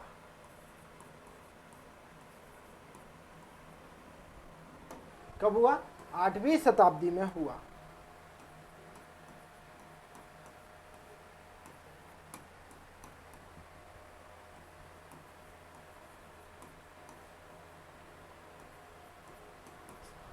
मठ शब्द का सर्वप्रथम प्रयोग 8वीं शताब्दी में हुआ था।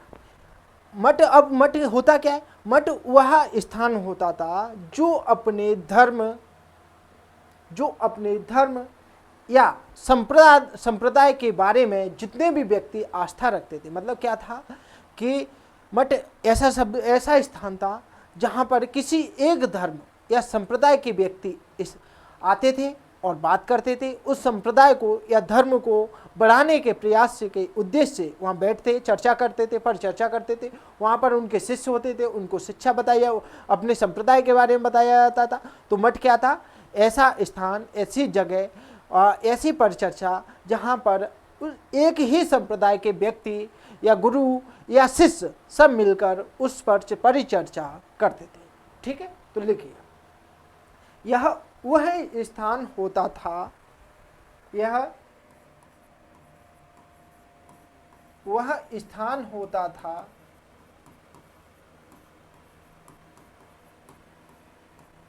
जहां पर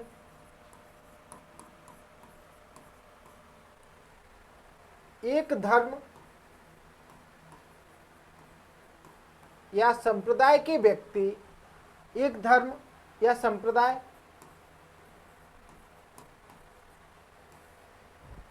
के गुरु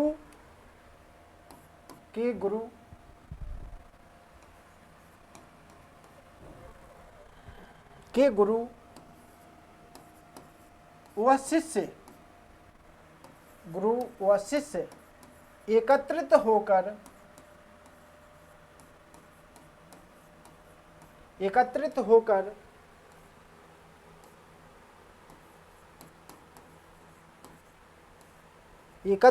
गुरु या शिष्य एकत्रित होकर, अरे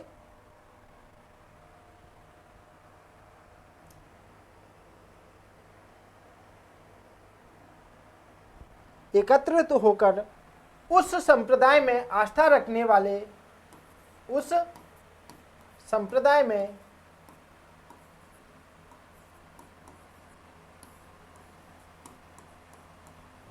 आस्था रखने वाले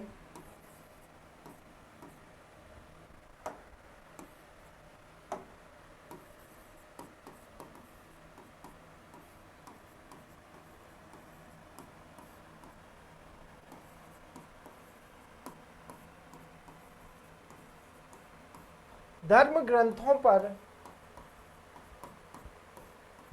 परिचर्चा की जाती थी।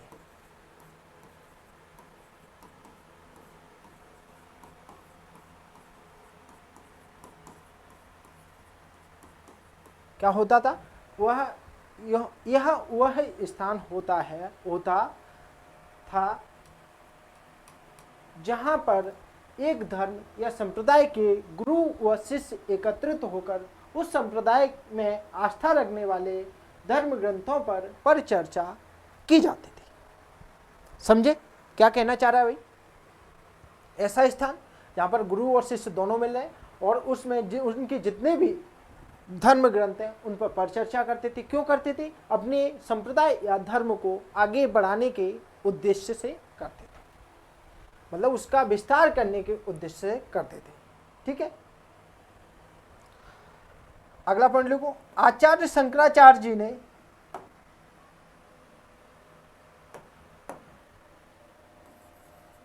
आचार्य शंकराचार्य जी ने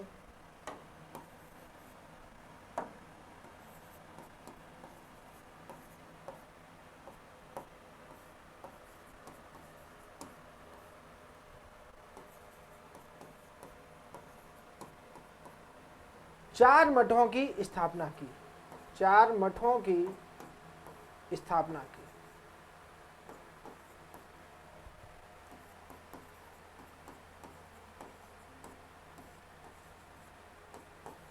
आचार्य शंकराचार्य जी ने, इसको अपन यहां लिखते हैं क्योंकि यहां पर अपन चार मठ दिखा देंगे। शंकराचार्य जी ने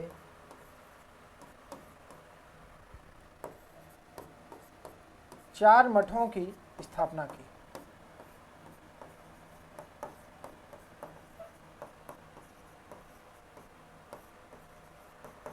कितनी मठों की स्थापना की? चार मठ। अब चार मठ मैं आपको बताने जा रहा हूं।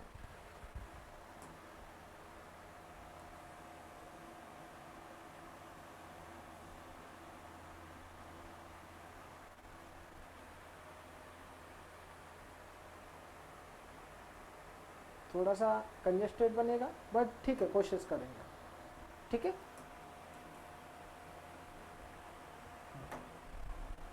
अपन अगली स्लाइड पर भी ले सकते थे, लेकिन यहाँ जब अपने पास जगह बची हुई है तो उसका इस्तेमाल कर लो, क्यों ही स्लाइड बढ़ाए।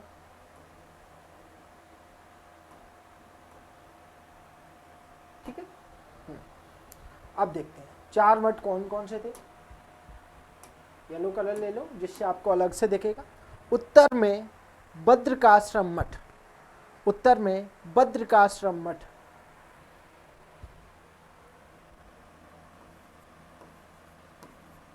बद्रिकाश्रम,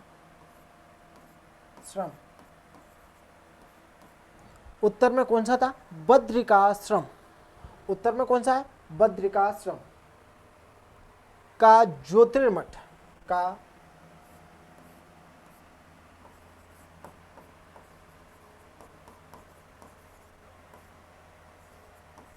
ठीक है, और कहां पर स्थित है, तो उत्तराखंड में। कहां पर है, उत्तराखंड में।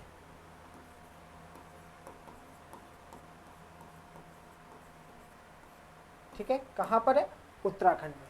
दक्षिण की बात करें तो श्रृंगेरी मठ, कौन सा, श्रृंगेरी मठ, ये कहां पर है, कर्नाटक में। ये कहां पर है, कर्नाटक में। ठीक है, उत्तर में बद्रिकाश्रम का मठ, दक्षिण की बात करें तो श्रृंगेरी मठ, ये कहां पर है, कर्नाटक में। अगर बात करते हैं पूर्वी मतलब पूरब की, कहां की बात करेंगे, पूरब की, तो पूरब में कौन सा है, जगन्नाथपुरी का गोवर्धन मठ। कौन सा, जगन्नाथपुरी का गोवर्धन मठ।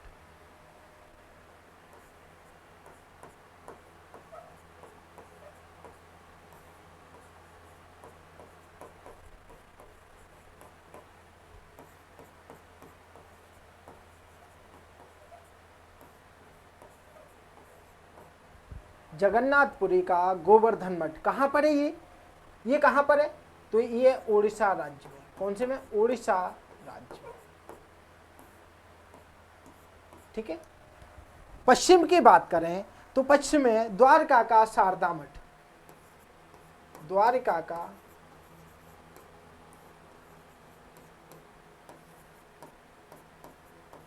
शारदा मठ, और ये कहां पर है, गुजरात में। ये कहां पर है, गुजरात। देखो 4 मठ किए थे, 4 मठों की स्थापना की थी आचार्य शंकराचार्य जी ने। उत्तर में बद्रिकाश्रम का मठ है जो कि उत्तराखंड राज्य में स्थित है। दक्षिण में श्रृंगेरी मठ है जो कि कर्नाटक राज्य में स्थित है। इसके बाद पूरब में देखें तो पूरब में जगन्नाथपुरी का मठ है जो कि गोवर्धन मठ के नाम से जाना जाता है, जो उड़ीसा में जगन्नाथपुरी का गोवर्धन मठ। और द्वारका और पश्चिम की बात करें तो द्वारका का शारदा मठ, ये कहाँ पर है, गुजरात में। ठीक है, तो आचार्य शंकराचार्य जी ने 4 मठों की स्थापना की और 4 मठ इस प्रकार। ठीक है, अब देखते हैं और स्पेशल और क्या फैक्ट है इनके बारे में। अब आचार्य शंकराचार्य जी के बारे में कुछ स्पेशल तथ्य हैं, उन्हें अपन जान लेते हैं। क्या है भैया कुछ स्पेशल तथ्य, अन्य तथ्य। सबसे पहले देखेंगे अन्य तथ्य।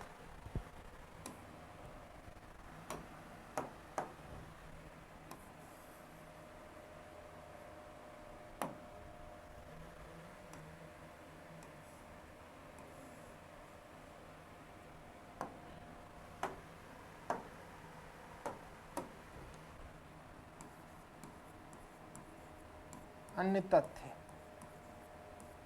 अन्य तथ्य में क्या जानेंगे,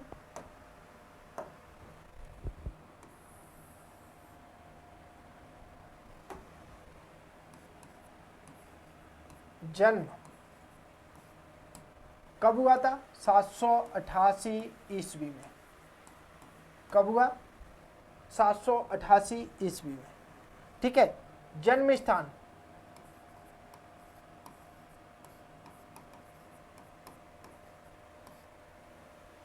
जन्म स्थान कोच्चि केरल,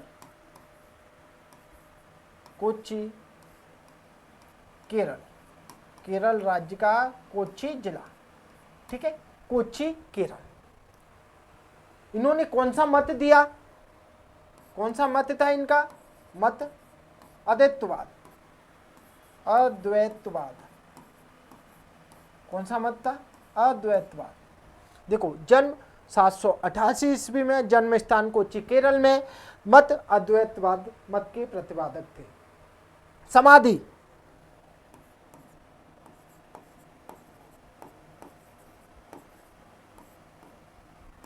तैतीस वर्ष की आयु में, 33 वर्ष की आयु में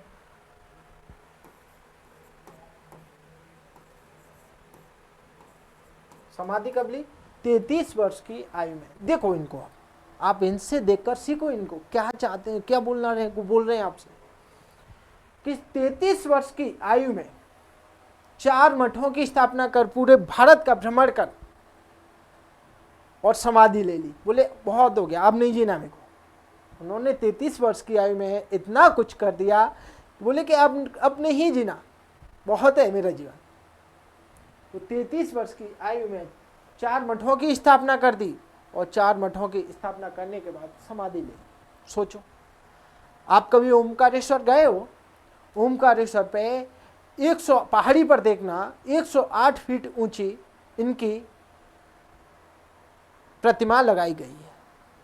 आप ओमकारेश्वर जाना, ओमकारेश्वर पे 108 फीट ऊंची प्रतिमा लगाई है, देख कर आना। और जाते हैं तो वो पहाड़ी की परिक्रमा करनी होती है, वहाँ पर संगम बने हुए हैं छोटी छोटी नदियों के, तो वो सब चीज़ देखने को वहाँ मिलता है।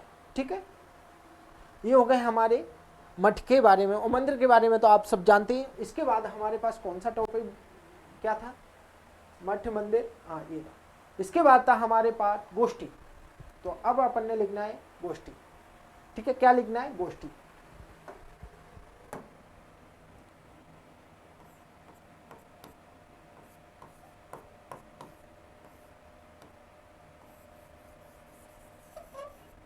गोष्ठी, तो इसमें अपन पहला पॉइंट लिखेंगे गोष्ठी में, इसमें डैश करके लिख लो, पॉइंट की जरूरत नहीं। गोष्ठी लिखना है, तो गोष्ठी में अपन ने लिखना है, क्या लिखना है? एक सेकेंड, एक इंपॉर्टेंट कॉल है।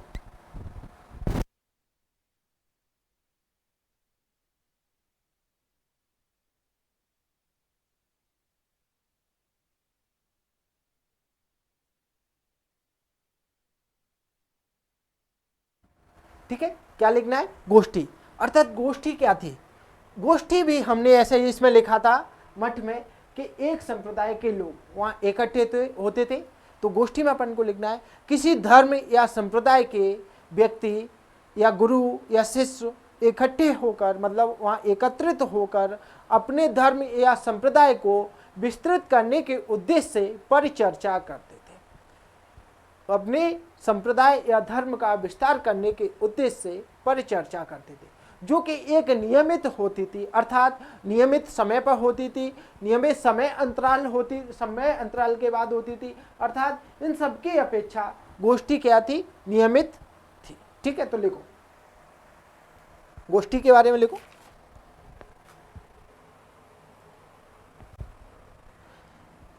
पहला पॉइंट है इसमें, विद्वानों द्वारा की जाने वाली परिचर्चा। विद्वानों द्वारा की जाने वाली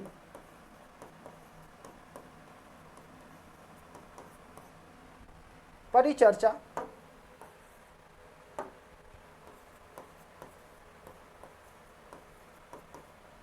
विद्वानों द्वारा की जाने वाली परिचर्चा। अगला पॉइंट लिखो, अन्य की अपेक्षा व्यवस्थित तथा स्थिर संस्था थी। अगला पॉइंट क्या लिखना है? अन्य की अपेक्षा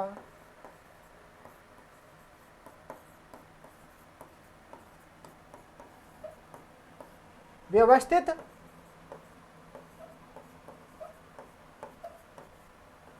अन्य की अपेक्षा व्यवस्थित तथा स्थिर संस्था थी। व्यवस्थित तथा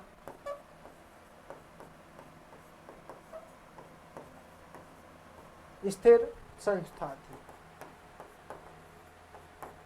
ठीक है, अन्य की अपेक्षा कैसी थी? व्यवस्थित तथा स्थिर संस्था थी। अगला देखते हैं अपन। अगला था हमारा अग्रहार ग्राम। अगला क्या है? अग्रहार ग्राम।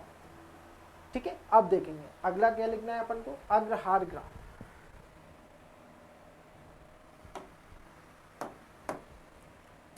अग्रहार ग्राम।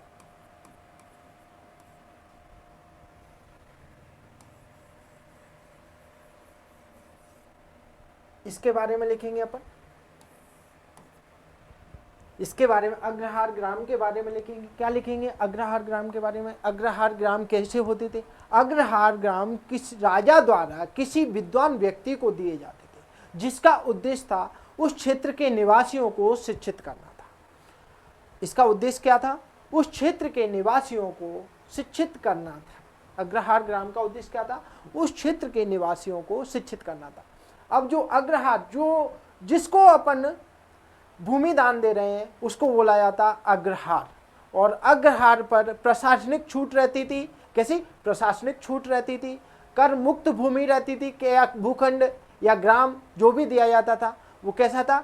कर मुक्त रहता था, उससे कोई टैक्स नहीं लिया जाता था। और उसका उद्देश्य क्या था? उद्देश्य था वहाँ के निवासियों को शिक्षित करना था। ठीक है, वहाँ के निवासियों को शिक्षित करना। तो अपन इसके बारे में लिखते हैं, राजा द्वारा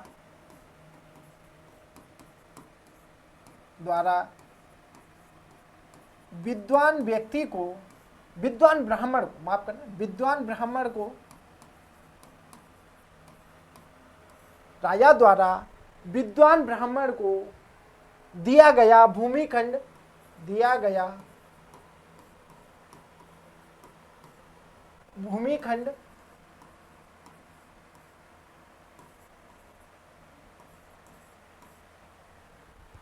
या ग्राम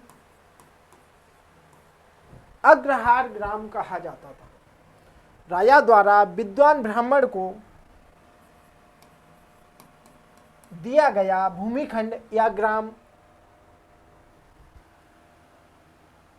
भूमिखंड या ग्राम अग्रहार ग्राम कहा जाता था।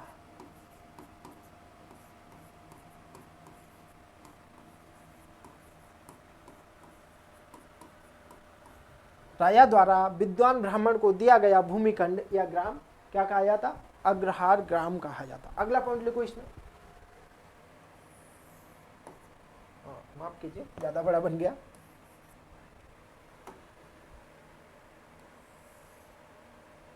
अगला पॉइंट लिखो। अगला पॉइंट क्या है? यह भूमिखंड या ग्राम, यह भूमिखंड या ग्राम प्रशासनिक छूट के साथ कर मुक्त रहते थे। यह भूमिखंड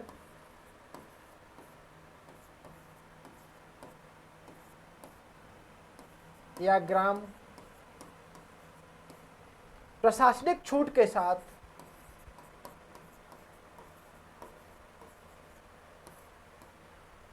प्रशासनिक छूट के साथ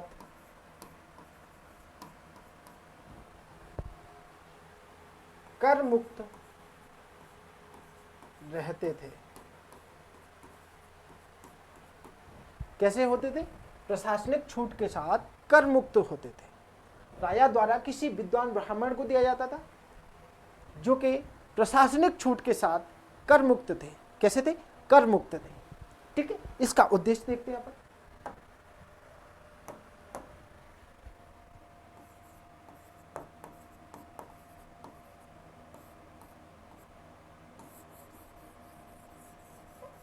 उद्देश्य देखते हैं, उद्देश्य क्या था? तो उद्देश्य अपन लिखते हैं यहां से। उद्देश्य क्या था? कि उस क्षेत्र के निवासियों को विद्वान ब्राह्मण द्वारा शिक्षित करना था। उस क्षेत्र के निवासियों को विद्वान ब्राह्मण द्वारा शिक्षित करना था। ठीक है, क्या था उद्देश्य? उस क्षेत्र के निवासियों को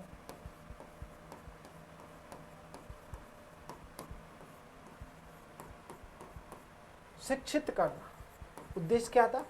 उस क्षेत्र के निवासियों को शिक्षित करना। उस क्षेत्र के निवासियों को शिक्षित करना इसका मेन उद्देश्य था। क्या था? मेन उद्देश्य था। ठीक है,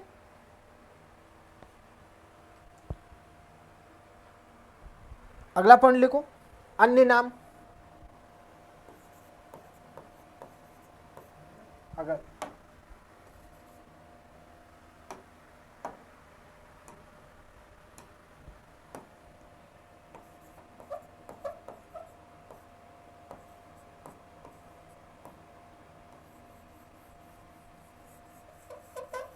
अन्य नाम यहां से लिखिए, अग्रहार ग्राम को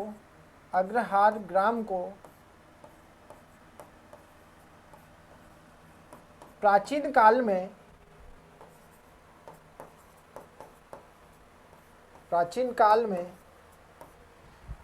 अग्रहार ग्राम को प्राचीन काल में बोजा, घटोका, अग्रहारम,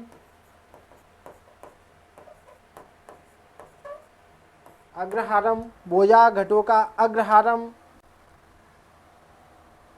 ठीक है क्या, बोजा, घटोका, अग्रहारम तथा चतुर्वेदी मंगलम के नाम से जाना जाता था। अरे बाप रे, ये क्या हो गया, यहाँ क्या उद्देश्य थे, अरे यार इससे अपन टच हो जाते ना, तो यही होता है उद्देश्य। और यहाँ था अन्य नाम,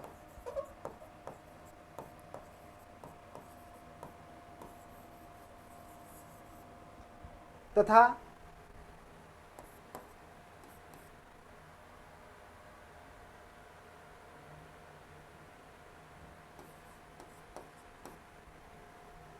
अग्रहार ग्राम को प्राचीन काल में बोया, घटोका, अग्रहारम तथा चतुर्वेदी मंगलम के नाम से जाना जाता, तथा चतुर्वेदी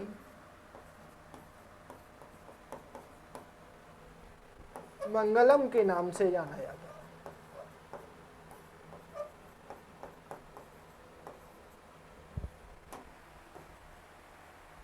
चतुर्वेदी मंगलम के नाम से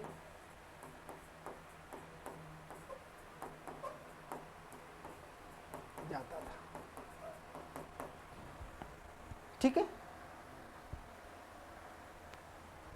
अग्रहार ग्राम को, या अग्रहार थी ना, माफ करना ये लिखा है ना, या अग्रहार ग्राम को प्राचीन काल में बोया, घटोका, अग्रहारम तथा चतुर्वेदी मंगलम नाम से जाना जाता था।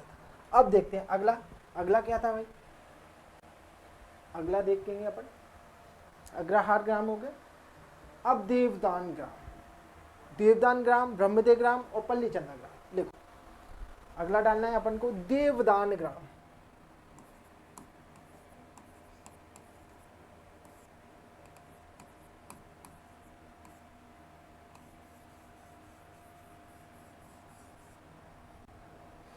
देवदान ग्राम नाम से ही फेमस है, नाम से ही पता चल रहा है कि देवदान ग्राम किसे बोला जाता है, नाम से ही पता चल रहा है। राजा द्वारा मंदिर के नाम से दी गई भूमि, मंदिर के नाम से दी गई भूमि अर्थात मंदिरों को दान में दी गई भूमि क्या कहलाती थी, देवदान कहलाती थी। देखो राजा द्वारा मंदिरों को दान स्वरूप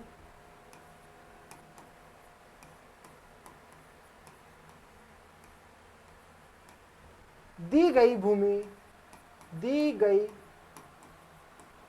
भूमिखंड या ग्राम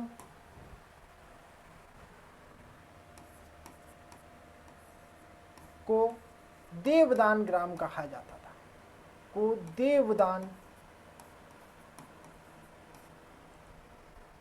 ग्राम कहा जाता था।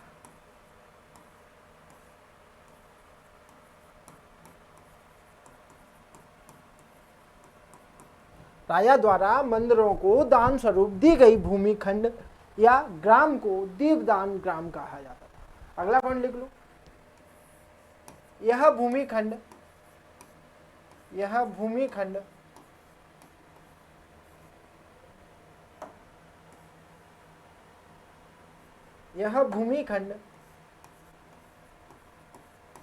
कर मुक्त होता था, कर मुक्त मतलब टैक्स नहीं लगता, भूमिखंड कर मुक्त होता था, इस पर टैक्स नहीं लगता था।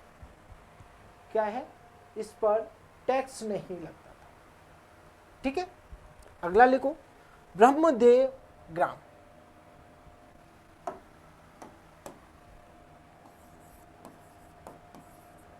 ब्रह्मदेव ग्राम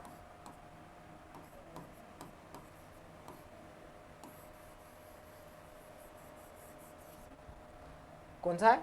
ब्रह्मदेव ग्राम। लिखो, राजा द्वारा पुरोहित या पंडित, मतलब कौन से पुरोहित या पंडित? जो मंदिरों में रहते थे। राजा द्वारा पुरोहित या पंडितों को, राजा द्वारा पुरोहित या पंडितों को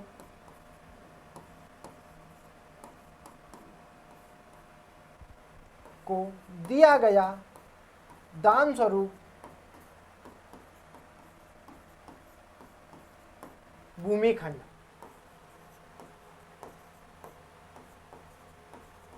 दिया गया दान स्वरूप भूमिखंड, यह भी कैसा होता था? कर मुक्त होता था। यह भी कर मुक्त होता था।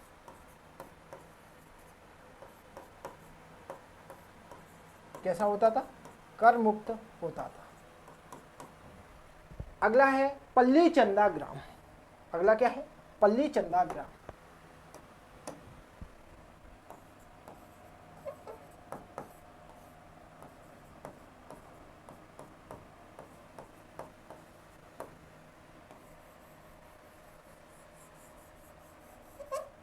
अगला क्या है? पल्ली चंदा ग्राम। इसमें लिखो, राजा द्वारा मंदिरों को उपहार स्वरूप दी गई।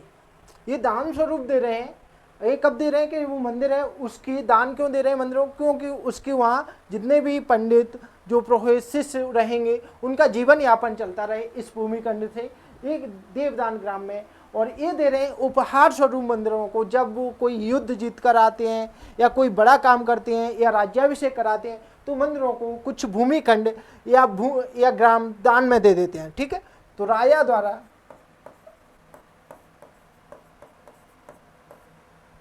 उपहार स्वरूप, राजा द्वारा मंदिरों को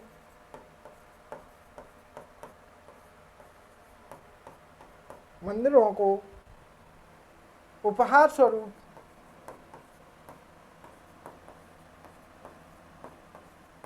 दिया गया भूमिखंड या ग्राम, दिया गया